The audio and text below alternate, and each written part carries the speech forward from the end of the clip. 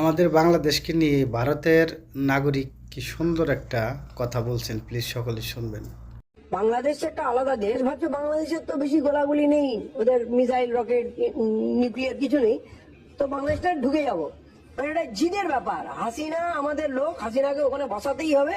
ওই যেভাবে ওই তামিলনাড়ুর সরকার পাল্টে দেয়, হরিয়ানার সরকার পাল্টে দিলাম, গোয়ার সরকার কিনে নিলাম, এই পশ্চিমবাংলা প্রেসিডেন্ট রুল করে দিলাম, এতো সব অশিক্ষিত মাল। এরা ভাবছে যে আমরা বাংলাদেশে ঢুকে যাবো, কক্সবাজারটা নিয়ে নেবো, ওইখান থেকে আমরা সমুদ্র পথে ডাইরেক্ট অ্যাক্সেস পেয়ে যাবো নর্থ ইস্টে।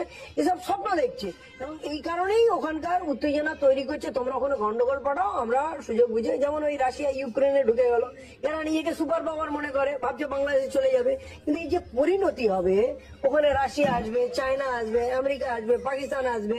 এই যে ফিলিস্তিনের মানুষের কাছে খাবার নেই, তাদের ওই যুদ্ধ কে করছে?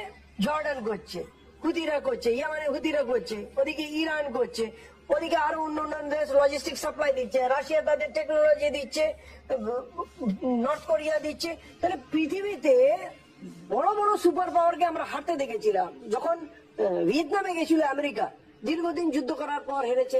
আফগানিস্তানে 20 বছর যুদ্ধ করার পর ভিডিওটা ভালো লাগলে হার মেনে অবশ্যই চলে share গেল।